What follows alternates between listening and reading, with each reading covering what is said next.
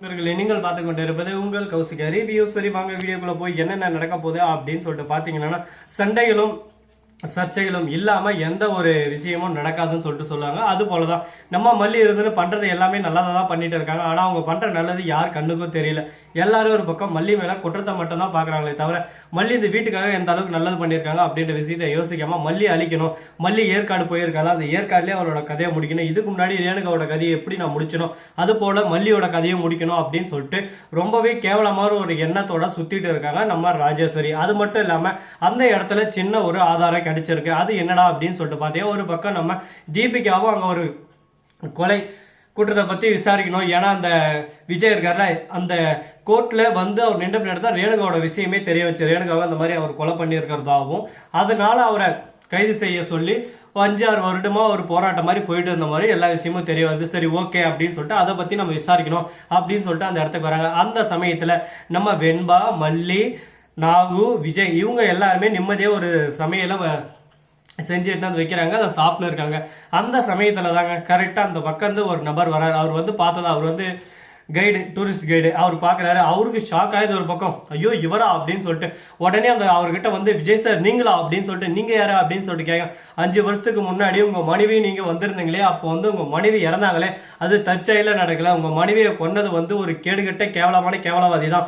உங்க கூடவே வந்தாங்க ஒரு லேடி, அவங்க பேர் கூட எனக்கு சரியா ஞாபகம் இல்லை, ஆனா உங்க கூடயே தான் இருந்தாங்க. அவங்க தான் உங்க மனைவியை கழுத்து மேல காலை வச்சு கொண்டாங்க. அந்த மலையில இருந்து கீழே விழுந்ததும் உங்க மனைவியை நான் காப்பாற்ற போனேன். அந்த சமயத்துல அந்த லேடி தான் கழுத்து மேல காலை வச்சு சாவடி சாவடி சொல்லிட்டு சாவடிச்சிருந்தாங்க.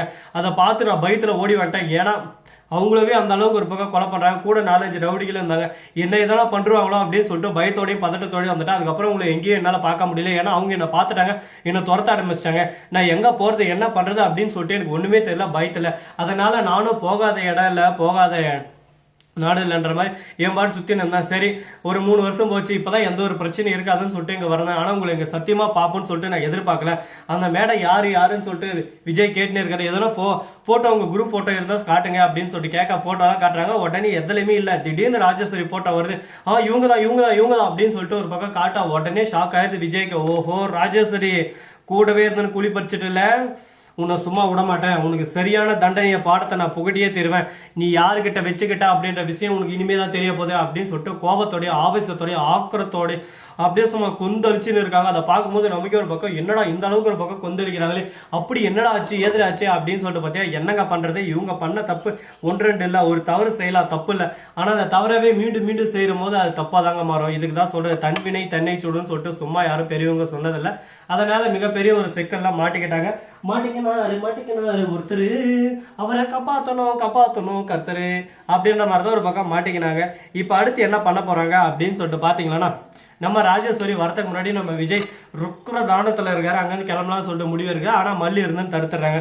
இப்போதைக்கு நம்ம எதுவும் போய் செய்ய வேணாம், நம்ம எது செஞ்சாலும் அது நமக்கே வினையா வந்து முடியும், வினை விதித்தவன் வினையறுப்பான், அதனால பொறுத்தார் பூமி ஆழ்வார், நம்ம பொறுத்திருந்து எல்லாத்தையும் செஞ்சு சாதிச்சு காட்டலாம். அந்த ராஜேஸ்வரி எந்த எல்லைக்கு வரையும் போனான்னு சொல்லிட்டு உங்களுக்கு தெரிஞ்சிச்சுல, இனிமே அவளை விடக்கூடாது, நம்ம ஃபர்ஸ்ட் இந்த இடத்துல இருந்து பொறுமையா போகலாம். அது மட்டும் இல்லாம தீபிகா அங்க விசாரணையில இருக்கிறதையும் நம்ம விஜய் பாத்துறாரு. சரி ஓகே, இப்ப நம்ம உடனே கிளம்பினா அது நிறைய சிக்கல்களையும் நிறைய பிரச்சனைகளையும் கொண்டு வரும். தீபிகா எதுக்காக இங்க வந்திருக்காங்க, அவங்க என்னென்ன பண்ணிட்டு இருக்காங்க அப்படின்ற எல்லா விஷயத்தையும் நம்ம ஆராய்ச்சி தீர்மானிச்சுதான் நம்ம முடிவு எடுக்கணும். அதை விட்டு நம்ம ஏதோ ஒண்ணு தானம் ஒண்ணு முடிவு எடுத்தோம்னா லாஸ்ட் அது நமக்கே ஒரு பக்கம் குப்பரை போட்டு அடிக்கிற மாதிரி ஆயிரும். அதனால அந்த விஷயத்தை விட்டுட்டு அடுத்து என்ன பண்ணலாம் ஏது பண்ணலாம் அப்படின்ற விஷயத்த நம்ம யோசிச்சு சிந்திச்சு செஞ்சாவணுங்க. பாப்போம் என்னென்ன பண்ண போறோம் ஏது பண்ண போறோம்னு சொல்லிட்டு. ஐயோ டிராபிக் கீழே உந்துருச்சுன்னு சொல்லிட்டு ஒருத்தர் சொல்றாங்க. என்னாச்சு ஏதாச்சு ஏதேதோ ஆயாச்சு அப்படின்ற மாதிரி தான் ஒரு பக்கம் போயிட்டு இருக்கு. சரி விடுங்க பாத்துக்கலாம், எல்லாமே ஒரு பக்கம் நல்லபடியா நடந்துரும், இனிமே எந்த ஒரு கவலையும் வேணும். இங்க பாத்தீங்களா மொத்தமா ஒரு பக்கம் உடைக்கல சொல்லலாம், வீடியோ போட்டு பேசிட்டு வராரு சரியா. சரி சொல்லலாம். இப்படிதாங்க ஒரு பக்கம் போயின்னு இருக்கு. என்னங்க பண்றது, கூட இருக்கிறதே குழி பறிக்கிறதா இருக்கு. நம்மள ஏதான ஒரு கேப்ல சிந்துல மாட்டி விட்டுறணும்னு சொல்லிட்டு ஒரு முடிவுல இருக்காங்க. ஆனா யாருக்கிட்டையும் நம்ம சிக்கக்கூடாது, சிக்காம டக்குன்னு பிரச்சனையெல்லாம் சால்வ் பண்ணும். அதுக்கு தான் நானும் இப்ப முயற்சி பண்ணிட்டு இருக்கேன். எங்க என்னத்த பண்றதுன்னு சொல்லிட்டு ஒண்ணுமே புரியல.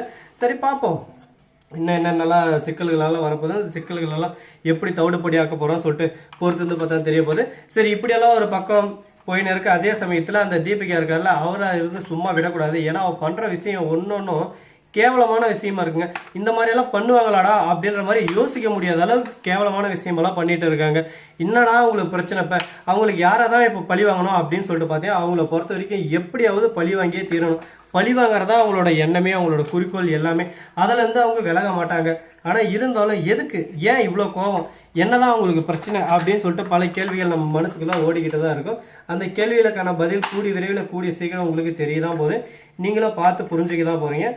ஸோ நண்பர்களே, இது மட்டும் இல்லாமல் மறுபக்கம் உங்களுக்கு இன்னொரு இன்ட்ரெஸ்டிங்கான விஷயத்தோட இந்த சீரியலை விடைபெறுவது உங்கள் கௌசிக் அருவின்னு மொத்தமாக இப்போ முடிச்சிட முடியாது. ஏன்னா இன்னும் கொஞ்சம் லேட் ஆகும். இன்னும் கொஞ்சம் நிறைய விஷயங்கள் எல்லாம் சொல்ல வேண்டியது இருக்குது, பாக்கி இருக்குது. அதெல்லாம் சொல்லிட்டு ஃபைனலாக முடிச்சுக்கலாம். அது மட்டும் இல்லாமல் நம்ம தலைவர் கதிரேசன் இருக்காருல்ல, அவர் வந்து கொந்தளிச்சுன்னு இருக்காரு. எதனால அப்படின்னு சொல்லிட்டு பார்த்தீங்கன்னா, அவர் கோவப்பட மாட்டார். அவர் ரொம்ப நல்ல பிள்ளைடா, அவரால் கோவப்பட மாட்டார் எவ்வளோ சீக்கிரம் அப்படின்னு சொல்லிட்டு பார்த்தீங்கன்னா, ஆமாங்க, அவரு கோவப்பட மாட்டாரு. இருந்தாலும் அவங்களோட ஆடியன்ஸ் எல்லாம் கோவப்படாமல் இருப்பாங்களா சொல்லுங்க பார்க்கலாம். அவங்க கொந்தளிச்சுன்னு இருக்காங்க ஒரு பக்கம். என்னடா உங்களுக்கு கொந்தளிப்பு, என்னடா உங்களுக்கு கோபம். ஸோ நண்பர்களே, இந்த வீடியோ பிடிச்சிருந்தா லைக் பண்ணுங்க, கமெண்ட் பண்ணுங்க, ஷேர் பண்ணுங்க, டிண்டிங் மேலே தட்டி விட்டு போங்க. நாம ஒரு விஷயத்தில் நினைச்சா இது ஒரு விஷயத்தில் நடந்து உடஞ்சி அதெல்லாம் நாம ரெடி பண்ணி வச்சு பக்காவா ஃபினிஷ் பண்ணியாச்சு. இனிமேல் நம்மளுக்கு எந்த ஒரு பிரச்சனையும் இருக்காதுன்னு நினைக்கிறேன். பாப்பா அது போல இருக்குமா இருக்காதுன்னு சொல்லிட்டு தேங்க்ஸ் ஃபார் வாட்சிங். டாடா, see you, நன்றி, வணக்கம்.